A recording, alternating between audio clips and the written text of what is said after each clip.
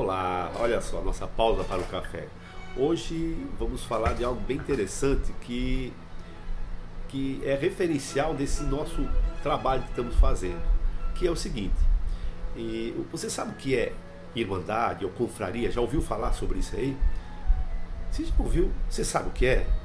É interessante, mas olha só, no Renascimento, na Idade Média, isso acontecia o seguinte, você tinha um filho que tinha um talento, era para música ou era para pintura, e você colocava ele no local, ou seja, no mestre de ofício, e ele ia lá ia estudar, aprender.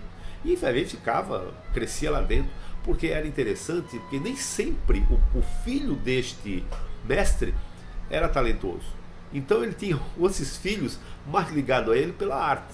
E aí ia aprender em cima disso. E interessante que todos esses da Idade Média, que hoje nós consideramos como mestres, como Leonardo da Vinci, Michelangelo, o Rafael Sanzio, todos esses passaram por essa confraria. Alguns até era interessante que os pais tinham que pagar, e outros não, né? Pelo talento eles pagavam e logo se libertavam.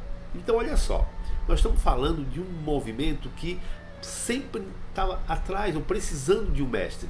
E esse rapaz, essa criança, ficava vivendo no seu dia a dia, né? Acordava, dormia, almoçava, e isso tinha um custo para lá. Só que no final, muitos desses, aí é interessante ver, muitos desses se destacavam, né? A gente diz assim, ficavam melhor que o mestre. Não é que ficavam melhor que o mestre, porque ele se dedicava mais, ele tinha uma visão diferente e acabava sobressaindo.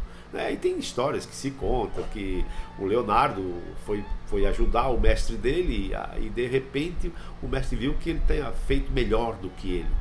Mas imagine que quantos trabalharam naquele estúdio ali. Não eram só não, eram muitos que trabalhavam. Então as confrarias era esse movimento necessário em todos os momentos da história para formar esse talento, esse que depois nós diríamos que foram gênios.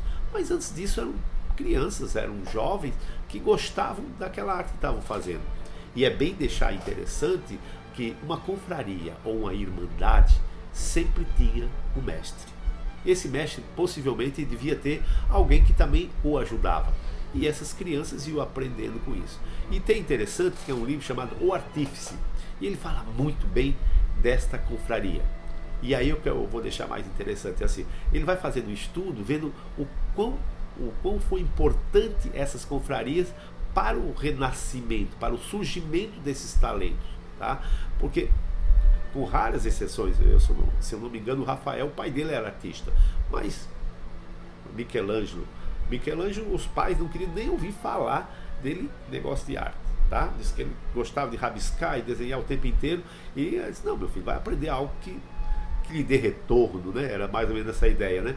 E no entanto, já o Leonardo da Vinci, o pai dele, por ter sido um filho que nasceu fora do seu casamento, mas ele tinha posses, então ele disse, o menino tem talento, bota lá para estudar. Era mais ocupa esse menino. Enquanto que já o Rafael não, ele já segue os passos do pai, mas chega um momento que o pai diz, não, tu vai ter que aprender nessa escola, aprender desde o começo. E naquela época, minha gente, vocês têm uma ideia que ele já saía desenhando? Não, gente, ele já tinha que fazer primeiro os serviços, tinha que talvez ajudar, limpar, e aos pouquinhos ia aparecendo. Por exemplo, ele não já chegava desenhando, porque naquela época o papel era muito caro, né? Então ele tinha que uma lousa, ou mesmo ganhar o verso de um desenho daquele dos mestres, mas aos pouquinhos ele ia se ambientando, né? E pode ver, quase todos eles eram completos, né? Tinham as artes, ou faziam poesias, ou escreviam, faziam escultura, arquitetura, música, todos eles eram completos. Então uma confraria era algo muito, muito interessante. Ela era toda a extensão da arte para ensinar o homem a ser melhor. Então ele sai daí formado. E naquela época, aí eu vou deixar isso para um outro momento que a gente vai conversar, é sobre o Marcílio Ficino, esse que resgata, né? Esses escritos de Platão antigo, e ele começa a transcrever e a passar essa filosofia do que é belo, do que é bonito, né? E a arte começa a crescer a partir daí. Mas isso a gente vai deixar para um outro momento que a gente vai falar muito bem. Agora, a nossa pausa para o nosso café.